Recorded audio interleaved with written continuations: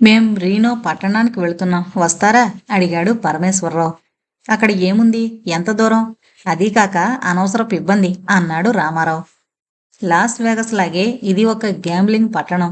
దాదాపు 220 మైళ్ళ దూరంలో సుమారు 6500 అడుగుల ఎత్తులో ఉంది. పెద్ద కారు, అందులో నేను మా అబ్బాయి చంద్రం మాత్రమే ఉంటాం. ఆహ్లాదకరంగా ఉంటుంది ప్రయాణం. మా అబ్బాయికి జోదమంటే ఇష్టం. నీకు రీనో చూపిస్తాను అన్న సాకుతో బయలుదేరుతున్నాడు. గతంలో రీనో చాలాసార్లు వెళ్ళాడు. అక్కడ డాలర్లతో జోదమాడితే పాయింట్లు వస్తాయి. ఆ పాయింట్లు వాడి చౌకగా అక్కడ బస చేయొచ్చు. వారాంతం వెళితే చాలా ఖరీదు. వారం మధ్యలో వెళితే అట్టే ఖర్చుండదు. మీకొక గది, మాకొక గది రిజర్వ్ చేయిస్తాను. దానికి ఖర్చు 0. అక్కడ ఒక రాత్రే ఉంటాం కాబట్టి ఇక్కడ ఇంట్లో వండిన భోజనం పట్టుకెళ్ళొచ్చు. రిఫ్రిజిరేటర్, ఓవెన్ ప్రతి గదిలో అమర్చుంచుతారు. లంచ్ తిని బయలుదేరదాం. మర్నాడు డిన్నర్కి తిరిగి వస్తాం. కాఫీకి, చిరుతిళ్లకి కేసినో వాళ్ళు ఫ్రీగా ఉపయోగించడానికి కూపన్లిస్తారు. ఏమంటారు అన్నాడు పరమేశ్వరరావు. మీ ప్రతిపాదన విచిత్రంగా ఉంది. తెగమగ పెడుతోంది. ఈ వయసులో జూదం ఆడ్డానికి పరిగెత్తుకు వెళ్లడమా? మీరు ఈ దేశం వచ్చి ఇంతకాలమైంది. కాళ్ళకి ఫెవికాల్ అంటుకున్నట్టు ఇంట్లోనే ఉన్నారు. మార్పు కావాలి ఎవరికైనా. మా అబ్బాయి చంద్రం, నాన్న రీనో వెళదామా అంటే ఎగిరి గంతేశాను. మీ అబ్బాయిని అడగండి. వాళ్ళకిష్టం లేని పని చేయొద్దు. మళ్ళీ ఫోన్ చేస్తాను. పరమేశ్వరరావు గారితో తన గోడు వినిపించుకోవడానికి ఇది మంచి అవకాశం. కానీ వినోద్ ఏమంటాడో? వైదేహి తనతో రీనో రావడానికి ఇష్టపడుతుందా? తను జూదం ఆడకపోయినా ఎంతో కొంత ఖర్చు అవుతుంది. అనవసరపు ఖర్చు తను భరాయించగలడా? $40 ఖర్చవుతాయనుకుంటే ఆ డబ్బుతో వైదేహికి 10 రోజులు బొప్పాయి పండు కొనొచ్చు. 20 సార్లు తను స్టార్ బక్స్ దుకాణంలో కాఫీ తాగొచ్చు అనుకుంటూ వైదేహితో పరమేశ్వరరావు గారి ప్రతిపాదన చెప్పాడు. అవ్వా, జూదసాలక మీకేం మతిపోలేదు కదా? ఈవేళ జూదసాల అంటున్నారు, రేపు బారుకి వెళ్ళి డ్యాన్సులు అంటారు. మీరింకా చిన్నవాళ్ళు అనుకుంటున్నారా? మీ ఇష్టం. మీరు కావాలంటే వెళ్ళిరండి. నన్ను వదిలేండి బాబు అంది వైదేహి. కొడుకు వినోద్తో పరమేశ్వరరావు గారి ఆహ్వానం గురించి చెప్పాడు. మిమ్మల్ని ఎక్కడికైనా తీసుకువెళదామనుకుంటున్నాం. ఆలోచించకుండా రోజులు వెళ్ళిపోతున్నాయి అన్నాడు వినోద్. మిమ్మల్ని పిట్స్బర్గ్ తీసుకెళ్లి వెంకటేశ్వర స్వామి దేవాలయం చూపించాలని ఒకసారి అనుకున్నాను. అనుకోకుండా ఎక్స్ట్రా హాస్పిటల్ పని తగిలింది. వీలవలేదు అంది ఉషా. తాతయ్య, అందొచ్చిన అవకాశాన్ని వదులుకోకు. గ్రాబిట్. నేను నీ స్థానంలో ఉంటే పరిగెడతాను అన్నాడు అనంత. నాన్న, నీ దగ్గర డబ్బుందా? లేకపోతే నేనిస్తాను. మన కోసం వాళ్లతో ఖర్చు పెట్టించడం బాగుండదు. ఈ దేశంలో ఇలాంటి ట్రిప్పుల మీద వెళితే ఖర్చు చెరిసగం భరిస్తారు. మేం వెళుతున్నాం, మిమ్మల్ని తీసుకువెళతామని పరమేశ్వరరావు గారు ఆహ్వానించారు కాబట్టి మీ ఖర్చైనా మీరు భరించాలి. ఇంకా టైం ఉంది. నేను చంద్రంతో మాట్లాడతాను అన్నాడు వినోద్. అరక్షణం తటపటాయించి, అత్తయ్యగారు, కాస్త ఇబ్బంది అయినా మీరు వెళ్ళండి అంది ఉష. చూద్దాం అంది వైదేహి. వంటిల్లు శుభ్రం చేసి పరుపు మీదకి చేరిన వైదేహి ఆలోచనలో పడింది. డైనింగ్ టేబుల్ దగ్గర చర్చ ఏ నిర్ణయమూ తీసుకోకుండా ముగిసింది. అత్తయ్య, కాస్త ఇబ్బంది అయినా మీరు వెళ్ళండి అంది ఉష. ఆ ఇబ్బంది నాకా లేక తనకా?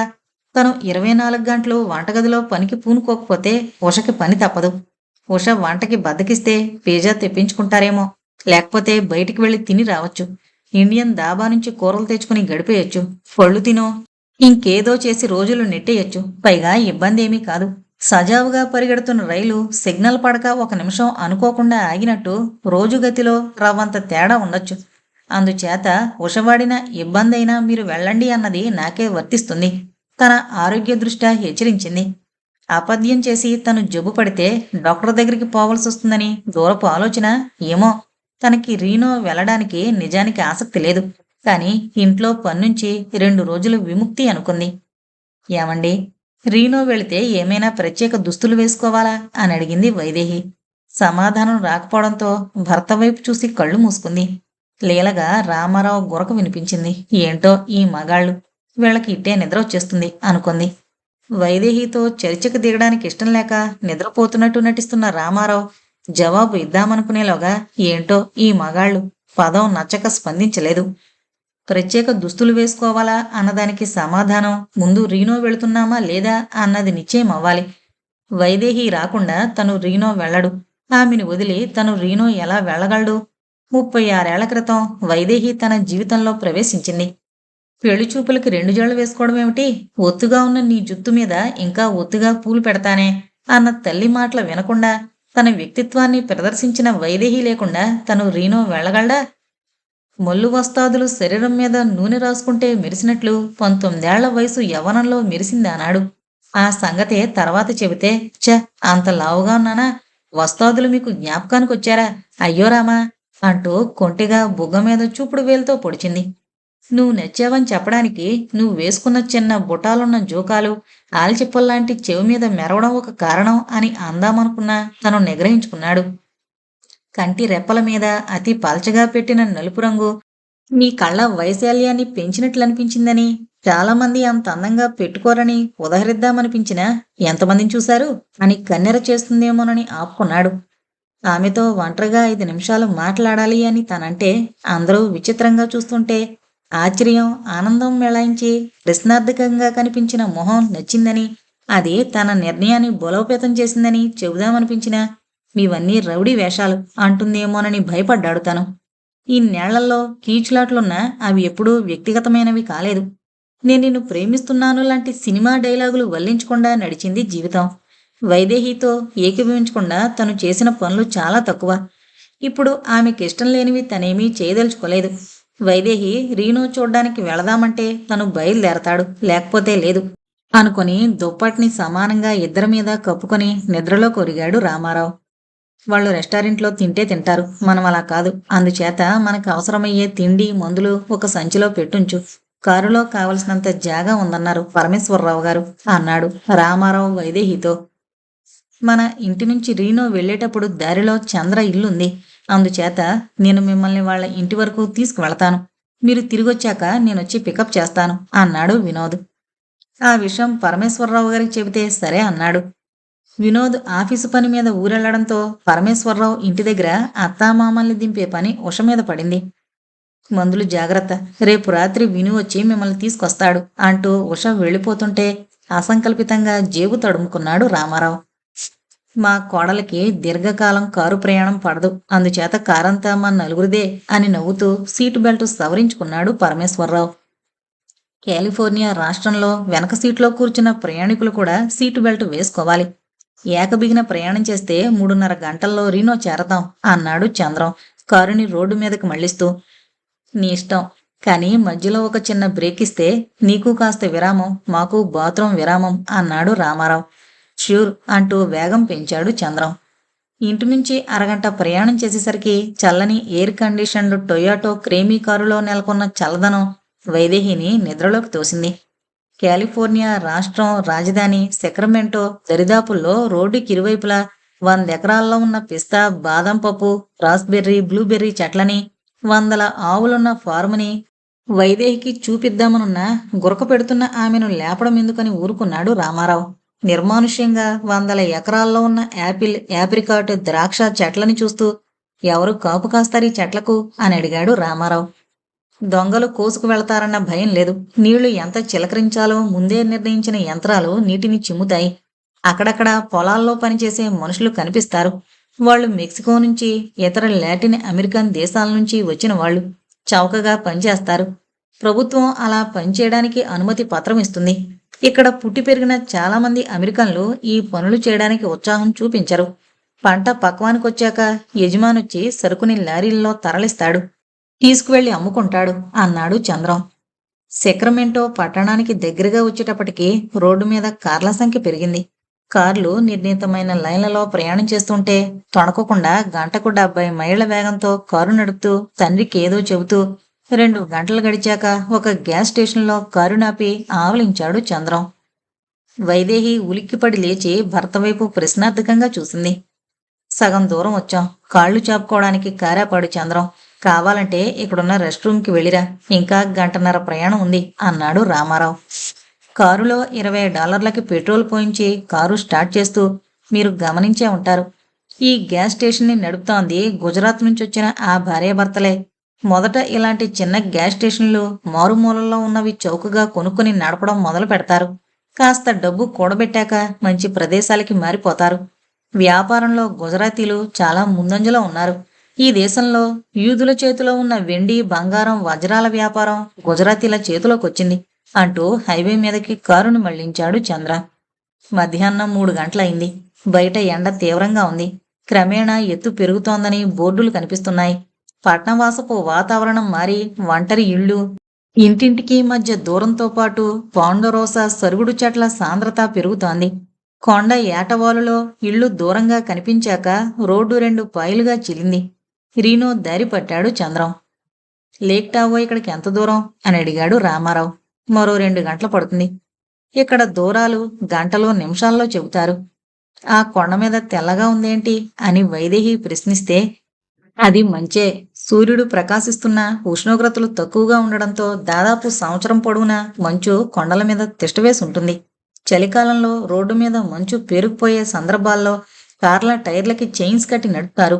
వసం తప్పితే ఆ కనిపించే లోయలోనికి వెళ్ళిపోయే ప్రమాదం ఉంది. ఇంకో 2 నిమిషాల్లో డోనర్స్ సరస్సు వస్తుంది అని చంద్రం వివరిస్తుంటే దిగువకు వెళుతోన్న కారు వేగం అందుకుంది. నల్లని పెద్ద జుత్తున్న స్త్రీ షాంపూతో స్నానం చేస్తుంటే నెత్తిమీద నుంచి కిందకి జారుతున్న నురగల ఎండకి కరిగి సాయంకాలం అయ్యేసరికి ఘనీభవించిన ప్రవాహం నీరు కిందకి పారుతుంటే డోనర్స్ సరస్సు సూర్యకాంతిలో ప్రకాశిస్తోంది. 2 పర్వతాల మధ్య నుంచి మొదలైన సరస్సు లోతు దాదాపు 300 అడుగులు. ఆ సరస్సుని ఆనుకుని ఇళ్ళు. ఆ ఇళ్ల బాల్కనీ చివర్న కూర్చుని చేపలు పట్టడానికి నీళ్లలోనికి వల విసిరి కబుర్లు చెప్పుకుంటున్న ప్రజల్ని చూడగానే రవంత ఆశ్చర్యం కలిగింది రామారావుకి. మైలుతుత్వం దట్టంగా కలిపినట్లు నీళ్లంతా నీలంగా ఉన్నాయి. కలుషితం కాని గాలి, కలుషితం కాని నీరు. అంతకన్నా అభిలషించడానికి ఏముంది? అయితే అవి దొరకడానికి డబ్బు కావాలి, పుష్కలంగా డబ్బు కావాలి. తను $100 తెచ్చుకుంటున్నాడు. అవి ఈ ట్రిప్కి సరిపోతాయా అన్న అనుమానం వచ్చింది రామారావుకి. నెవాడా రాష్ట్రంలో ట్యాక్సులు తక్కువ. అందుచేత రిటైర్ అయ్యాక పై రాష్ట్రాల నుంచి నెవాడాకి వలసొస్తున్నారు. ఆ ఇళ్ల ఖరీదు $1 మిలియన్ పైనే అన్నాడు చంద్రం. డాలర్లు. ఈ దేశంలో ఉంటే ప్రతిదానికి చేతి నిండా డాలర్లు కావాలి. జేబు తడుముకున్నాడు రామారావు. రాత్రి ఎన్ని గంటలకు తిరిగొచ్చారు? ఎంత గెలుచుకొచ్చారు అని అడిగాడు రామారావు. గదికి తిరిగొచ్చేటప్పటికి 11 అయింది. నేను 40 సమర్పించుకున్నాను. మా వాడి సంగతి తెలీదు అన్నాడు పరమేశ్వరరావు.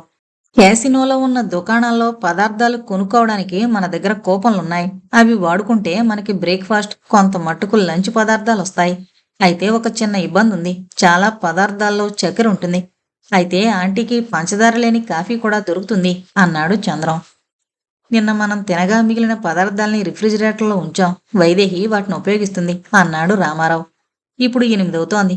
బ్రేక్ఫాస్ట్ చేశాక 10 గంటలకి క్యాసినోకి వెళ్ళి అదృష్టం పరీక్షిద్దాం. క్యాసినో నుంచి 1 గంటకి బయటపడదాం. కరాకండి కాదు గాని ఒక అంచనా ఉండాలి కదా. సరే, నిన్న మీరు జోదం ఆడలేదు కదా. నాకు జోదం మీద ఆసక్తి లేదు. క్యాసినో ఎలా ఉంటుందో చూద్దామని వచ్చాను. కాయ్ రాజా కాయ్ అన్నట్లుగా $5 మిషన్లో ఉంచి ఆడుతుంటే $4 పోయాయి. ఉన్నట్టుండి $20 వచ్చాయి. అంటే $16 లాభం. మిషన్ దగ్గర నుంచి లేచి వైదేహి దగ్గరికి వచ్చాను. ఆమెకి $20 ఇచ్చాను. ఆమె చేతిలో $85 ఉన్నాయి. మాది బిగినర్స్ లక్ అన్నాడు రామారావు.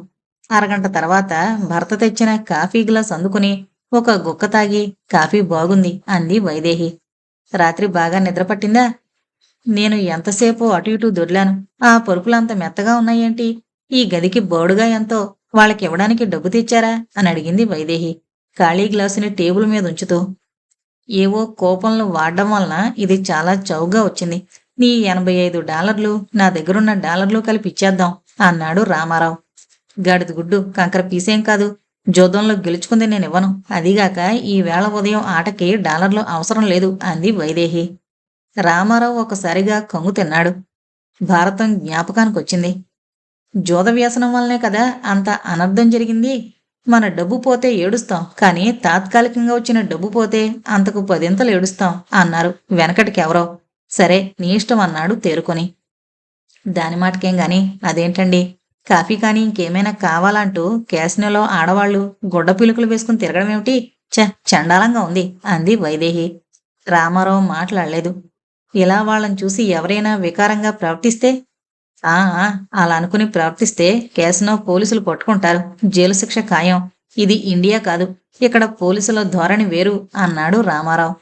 సర్లేండి, రాత్రి 10 గంటల న్యూస్ వింటుంటే ఈ దేశంలో నడిచే భాగోతం తెలుస్తుంది. అవును, ఈ దేశంలోనూ హత్యలు, అత్యాచారాలు జరుగుతాయి. కానీ చాలా మట్టుకు అవి వెలుగులోకి వస్తాయి. నేరగాళ్లని పట్టుకుని తొందరగా శిక్ష అమలు చేస్తారు. ఇండియాలో బాలిక మీద అత్యాచారం జరిగింది, వెంటనే అరెస్ట్ చేయాలి అంటూ టెలివిజన్ ఛానళ్లు 2 రోజుల పాటు అరిచేటప్పటికీ ఎదురుగా కనిపించిన వ్యక్తిని అరెస్టు చేసి తర్వాత సాక్ష్యాధారాలు లభించలేదని వదిలేస్తారు. అథవా శిక్ష పడినా దానికి చాలా కాలం తీసుకుంటుంది ఇండియాలో. చాలా టెలివిజన్ ఛానళ్లకి ఆస్థాన విద్వాంసుల్లాంటి వాళ్ళు చర్చకొస్తారు. ఒక అరగంట అరిచి వెళ్ళిపోతారు. ఆ వార్త మరుగున పడుతుంది అన్నాడు రామారావు. మీరు ప్రొఫెసర్నని ఫోజు కొట్టకండి. చర్చించకపోతే ఎలా? చర్చ అంటే ఒకసారి ఒకళ్లే మాట్లాడాలి. మాంసముద్ద పడేస్తే 4 పులులు ఒకేసారి లంఘించినట్లు చర్చించేవాళ్లు ఒకటే అరుపులు. ఎంత ఎక్కువ గరిస్తే అంత మంచిది అన్నట్లుంటాయి మన చర్చలు. రిమోట్లో మ్యూట్ బటన్ నొక్కాలనిపిస్తోంది. దాని గురించి మనం దెబ్బలాడుకోవడమేమిటి? మీరు మంచి కాఫీ తెచ్చారు, $20 ఇస్తానులేండి అంటూ భర్తని దగ్గరకు లాక్కుంది వైదేహి. ఏటవాలుగా బంగారు రంగు కిరణాల్ని ప్రసరించి డోనర్సు సరస్సు రంగు మార్చాలని సూర్యుడు ప్రయత్నించినా నిశ్చలంగా ఉన్న సరస్సు తనకిష్టమైన పాదరసంలాంటి రంగుని వదలకుండా కరిచి పట్టుకుంది. గాజు అద్దం మీద కిరణాలు పడితే మెరిసినట్లు సరస్సు మెరుస్తోంది. ఇంతకీ ఆ క్యాసినో రూమ్కి ఎంత ఖర్చయిందో చెబితే ఆ డబ్బిస్తాను ప్లీజ్ అని రామారావు మరోసారి అర్థించాడు. ఇది చాలా తక్కువ మొత్తం, దాని గురించి పట్టించుకోకండి అన్నాడు చంద్రం. 1 నిమిషం గడిచాక, మా డాడీ ఇంకో 10 రోజుల్లో ఇండియా వెళ్ళిపోతున్నారు. ఆయనకి ఇండియాలో సాయంకాలం పేకాట స్నేహితులు గుర్తుకొస్తున్నారట అన్నాడు చంద్రం నవ్వుతూ. త్వరలో తాజా కూరలు రైతు బజార్లో తెచ్చుకుంటారన్నమాట అన్న వైదేహి వాక్య విని రామారావు మనసు సన్నగా మూలిగింది. పరమేశ్వరరావు గారు ఇండియా వెళుతుంటే తనకేంటి అనుకున్నా తనకి లేనిదేదో పరమేశ్వరరావు గారికి లభిస్తోందనిపించింది. కావాలనుకుంటే తాను ఆ మార్గాన్ని ఎన్నుకునేవాడు. ఆ దారిలో వెళ్లకుండా శాశ్వతంగా ఇండియా వదిలే దారి తను ఎంచుకున్నాడు. మరి ఈ ఈర్ష్యకి కారణమేమిటి? హాయిగా కొడుకు కోడలు మనవడితో కాలం వెళ్లదీస్తుంటే ఈ ప్రశ్న ఎందుకు ఉదయించింది? శరీరంలో మారుమూల ప్రదేశంలో దాగుకొనున్న వ్యాధి కణంలా నిర్ణయంలో తప్పు చేశానేమో అన్న అనుమానం దాక్కునుందా? బాహాటంగా పసిగట్ట వీలు కాకుండా అంతర్లీనంగా తనలో అసంతృప్తుందేమో అని రామారావు ఆలోచనలు ఊగిసలాడుతుంటే పరమేశ్వరరావు గారి చొరవ వల్ల, చంద్రం ఉత్సాహం వల్ల ఈ ట్రిప్కొచ్చాం. చాలా కృతజ్ఞతలు. ఒకసారి వీలుంటే మిమ్మల్ని భోజనానికి పిలుస్తాం అంది వైదేహి. తలూపాడు రామారావు. ఇదిగో మీ ఇంటికి వెళ్లే దారొచ్చేసింది. ఇంకో 2 నిమిషాల్లో మీ అబ్బాయి ఇల్లొస్తుంది అంటూ కారుని హైవే మీద నుంచి మళ్లించాడు చంద్రం. ఇండియాలో అయితే స్నేహితుల మధ్య పరస్పర విందు ఆహ్వానాలుంటాయి. కానీ ఇక్కడ తనకంటూ ఒక ఇల్లు లేదు. వినోద్ ఇల్లు, తనిల్లు అంటూ ఆలోచించడం అవివేకం కావచ్చు. పరమేశ్వరరావు గారిని భోజనానికి ఆహ్వానిస్తే వినోద్ అభ్యంతరం పెట్టడు. కానీ వినోద్తో సంప్రదించాకే అలాంటి ఆహ్వానం ఇవ్వాలి. 2 కార్లు సర్వీసింగ్ ఈ శనివారం పెట్టుకున్నాను. ఆ వేళ చాలా బిజీ అనో. అనంతని శాన్ ఫ్రాన్సిస్కో తీసుకువెళ్లాల్సింది అని ప్రకటిస్తూ, నాన్న నాతో చెప్పకుండా వాళ్ళని భోజనానికి రమ్మంటే ఇరకాటం అనొచ్చు అంటాడని తను ఊహిస్తున్నాడు. కానీ అనే ఆస్కారం లేకపోలేదు. వినోద్ని తప్పు పట్టవలసిన అవసరం లేదు. తనకింట్లో ఎంత స్వాతంత్రం ఉంది. దానిని తను ఎప్పుడూ పరీక్షకు పెట్టలేడు. ఆ పరీక్షలో ఓడిపోతే గాయపడ్డ అహం అంతర్లీనంగా ముడుచుకు పడుకున్న అసంతృప్తితో చేతులు కలిపి వినాశనానికి దారి తీస్తుంది. అనవసరపు ఆలోచనలొద్దు అని సముదాయించుకుంటే చంద్రం కారుని వినోద్ ఇంటి ముందు ఆపాడు. నాకు ఫోన్ చేస్తే వచ్చి పికప్ చేసుకునేవాణ్ణి కదా. చంద్రంకి అనవసరమైన శ్రమ, లోపలికి రండి అన్నాడు వినోద్. అలసిపోయాం, 4 గంటలు డ్రైవింగ్ కదా, మరోసారి వస్తాం అంటూ చంద్ర పరమేశ్వరరావులు వెళ్ళిపోయారు. వినోద్ వెంట ఇంట్లోకి నడిచారు వైదేహి రామారావులు. నాన్న మా భోజనాలు పూర్తయ్యాయి, మేం తొందరగా తినేస్తామని నీకు తెలుసుగా. ఉషా టేబుల్ మీద పదార్థాలు వేడి చేసి ఉంచింది. మీరు మొహం కడుక్కునొచ్చి తినేయండి, ఆలస్యం అవుతోంది అన్నాడు వినోద్. అసంకల్పితంగా చేతి వాచి వైపు చూశాడు రామారావు. రాత్రి 8. హాల్లో అలికిడి లేదు. చెప్పు నాన్న, నీ ట్రిప్పు ఎలా జరిగింది అంటూ తల్లిదండ్రుల పక్కన కుర్చీలో కూర్చున్నాడు వినోద్. బాగానే జరిగింది. అదొక వింత ప్రపంచం. నాలాంటి వాళ్ళకి అలాంటి ప్రపంచం ఒకటి ఉందనే తెలీదు. మీ అమ్మ అయితే మరీ ఇదేంది అంటే ఆశ్చర్యంతో తలమునకలైందన్నమాట. మీ అమ్మ $30, నేను $15 గెలిచాం. పరమేశ్వరరావు, చంద్రంలు మా గురించి చాలా శ్రద్ధ తీసుకున్నారు. సారీ నాన్న, మీరు వెళుతున్నప్పుడు నేను లేకపోవడంతో డాలర్లు ఇవ్వలేకపోయాను అంటూ వినోద్ నొచ్చుకున్నాడు. పర్వాలేదు, నేను ఇండియా నుంచి తెప్పించిన డాలర్లు వాడుకున్నాను. అక్కడ క్యాసినో గది బాడుగిస్తానన్న చంద్రం ఒప్పుకోలేదు. ఎలాగోలా వాళ్ల డబ్బు వాళ్ళకిచ్చేయాలి. పరమేశ్వరరావు గారు 10 రోజుల్లో ఇండియాకు వెళుతున్నారట. చంద్రం దంపతులు ఆయనని గ్రీన్ కార్డుకి దరఖాస్తు పెట్టుకోమంటే ఒప్పుకోలేదట. శరీరంలో శక్తి ఉంటే తరచూ అమెరికా రావచ్చునన్న ఉద్దేశం చెప్పాడట అన్నాడు రామారావు. పరమేశ్వరరావు గారు ఇక్కడికి 6 నెలల పాటు తరచూ వచ్చేస్తుంటే అక్కడ ఆయన వ్యవహారాలు ఎవరు చూస్తారు అన్నాడు వినోద్. అడపాదడపా ఆయన మేనల్లుడొచ్చి ఇల్లు శుభ్రం చేయిస్తాడు. పింఛన్ డైరెక్ట్గా బ్యాంక్ అకౌంట్లో జమ అవుతుంది. ఆయనకి బంధువుల బలగం చాలా ఉందక్కడ. ఆయన అందరి మనిషి, అదృష్టవంతుడు అని రామారావు వివరిస్తుంటే డైనింగ్ టేబుల్ దగ్గరకు వచ్చి, రేపు ఒక మీటింగ్ ఉంది, దానికి అవసరమయ్యే కాగితాలు తయారు చేస్తున్నాను, మీ ట్రిప్పు బాగా జరిగిందా అని అడిగింది ఉష. అది యాంత్రిక పలకరింప అనిపించింది వైదేహికి. రామారావు వైదేహీలు తల ఊపారు. 10 నిమిషాల తర్వాత రామారావు వైదేహీలు తమ గదిలోకి, ఉషా వినోదులు డ్రాయింగ్ రూంలోకి చేరుకున్నారు. ఇండియా. హలో అన్నాడు కృష్ణారావు మోగుతున్న సెల్ని చెవి దగ్గర ఉంచుకుంటూ. నేను శివరావుని. ఎలా ఉన్నారు? అదేంటి ఆ సంబోధన? ఏం లేదు, అలవాటు. నీ టెలిఫోన్ నెంబర్ సంపాదించడానికి చాలా కష్టపడాల్సి వచ్చింది. సరే, ఏంటి సంగతి? నా గురించి వెతకవలసిన అవసరం ఏమొచ్చింది? నీ చిన్నప్పటి పరిసరాల్లో ఉంటున్నావని తెలిసింది. బిజీగా ఉంటున్నావా? ఏమైనా కన్సల్టెన్సీ పనిచేస్తున్నావా? అలాంటిది ఏమీ లేదు. 2-3 రోజుల్లో మళ్ళీ నీకు ఫోన్ చేస్తాను. మనం ఎప్పుడు కలవాలో అప్పుడు నిర్ణయిద్దాం. ఎల్లుండి నా మనవలు అమెరికా నుంచి వస్తున్నారు. 10 రోజులు నాతో గడుపుతారు. మరీ అర్జెంట్ అయితే రేపు కలుద్దాం. అంత ముఖ్యం కాదనుకుంటే 2 వారాల తర్వాత కలుద్దాం. సరే అని శివరావు ఫోన్ పెట్టాడు. తనతో పాటు లెక్కల మాస్టర్ దగ్గరికి ట్యూషన్కొచ్చే వాళ్లలో శివరావు ఒకడు. ఇంజనీరింగ్ చదివాడు. తండ్రి చనిపోయినప్పుడు తను రాజమండ్రి వెళుతుంటే విశాఖపట్నం రైల్వే స్టేషన్లో కనిపించి పలకరించాడు. శివరావు వెళ్లవలసిన రైలు తొందరగా రావడంతో ఆ రోజు ఏమీ మాట్లాడలేదు. కృష్ణారావు తన బిజినెస్ కార్డులు అతనికి అందించాడు. అది జరిగి చాలా కాలమైంది. ఇన్నేళ్ల తర్వాత తనంటే ఎందుకు ఆసక్తి కలిగిందో. శివరావు మాస్టారికి దూరపు బంధువు. శివరావు ఫోన్ చేయడంతో ఆలోచనలు గతంలోకి దౌడు తీశాయి. కృష్ణారావు తండ్రి అస్థికలని గోదావరి నీటిలో కలిపాక శారదిచ్చిన అడ్రస్ ఆధారంగా ఆమె భర్త రఘురాం పనిచేసే బ్యాంకుకి వెళ్లి పలకరించాడు. శారద మీ గురించి చెప్పింది అంటూ తనతో కరచాలనం చేసి సహజమైన ఆనందం ప్రకటిస్తూ, అరగంటలిక్కడ నా పని పూర్తవుతుంది, పేపర్ చదువుతూ ఉండండి, ఈలోగా నేను వస్తాను, తర్వాత ఇంటికి వెళదాం అంటూ పనిలో నిమగ్నుడయ్యాడు రఘురాం. సామాన్యంగా ఉన్నాడు రఘురాం. వయస్సుని మించినట్లుంది అతని వాలకం. మొహం మీదున్న దళసరి కళ్లద్దాలు చూసి ఎందుకో మనసు మూలిగింది. సన్నగా నవనవలాడుతూ 2 జడలతో ప్రకృతికి ప్రతీకగా అలంకరించిన ఒకనాటి శారద కళ్ల ముందర నిల్చుంది. పక్కన కళ్లద్దాలు సవరించుకుంటూ రఘురాం. ఎవరికి ఎక్కడ ముడిపడుతుందో చెప్పలేమంటారు, ఇది అలాంటిదేనేమో అని మదన పడుతుంటే, వెళదాం అంటూ రఘురాం వచ్చాడు. 2 నిమిషాల్లో ఇల్లు చేరారు. 6 ఏళ్ల పిల్ల తలుపు తీసింది. కాలం వెనక్కి పరిగెత్తగలిగితే ఆ పిల్ల శారదేనా అనిపించేలా ఉంది. శారద ఆకృతిని అచ్చుగుద్దినట్టుంది ఆ పాప. మీ తాతయ్య దగ్గర లెక్కలు నేర్చుకున్నారీనా అంటూ రఘురాం చెబుతుంటే గదిలోకొచ్చింది శారద. ఆశ్చర్యాన్ని అదింపెట్టిన మొహంలోంచి ఆనందం అభినయిస్తూ బయటకొచ్చింది. ఇప్పుడే వస్తానని రఘురాం లోపలికి వెళ్ళాక, నువ్వు వస్తావని నాకు తెలుసు అంది శారద. మీ అమ్మాయి ముమ్మూర్తిలా శారదే అని రఘురాంతో కబుర్లలో పడ్డాడు తను. అరగంట కూర్చున్నాక ఇహ వెళతాను అని తను లేస్తుంటే, ఇండియా వస్తే ఇక్కడికి వీలు చేసుకుని రండి అంటూ చేయి నొక్కి వదిలాడు రఘురాం. మందహాసం చేస్తూ మెట్లు దిగాడు తను. చాలా కాలంగా శరీరంలో ఉన్న జబ్బు ఇంజెక్షన్ ఇవ్వగా మాయమైనట్లు శారద మొహంలో సేద తీరిన ఆనందం, నెలకొన్న నిశ్చలతే తనకి జ్ఞాపకంగా మిగిలింది. అదే తను ఆఖరుసారి శారదని చూడ్డం. తర్వాత రోజుల్లో శారద ఆకస్మిక మరణం గురించి తను విన్నాడు. కానీ వివరాలు తెలియలేదు. శివరావుని కలిశాక వివరాలు తెలియచ్చు, అతను చెబుతాడేమో. శారద. రఘురాం అదృష్టవంతుడు. అతని వెనకాల దృఢంగా నిలబడి అనూహ్యమైన ధైర్యాన్ని అందించుండాలి. శారద అలాంటి వ్యక్తి. దానికి నిష్కల్మషంగా హాయిగా నవ్విన రఘురాం నవ్వే ఒక తార్కాణం. ఆ రోజు I wish them best of luck అని మనస్ఫూర్తిగా అభిలషిస్తూ మెట్లు దిగాడు. శివరావుని కలిసి చాలా కాలమైంది. సన్నగా రివట్లా ఉండేవాడు. ఇప్పుడెలా ఉన్నాడో అనుకుంటూ నిద్రలోకి చేరాడు కృష్ణారావు.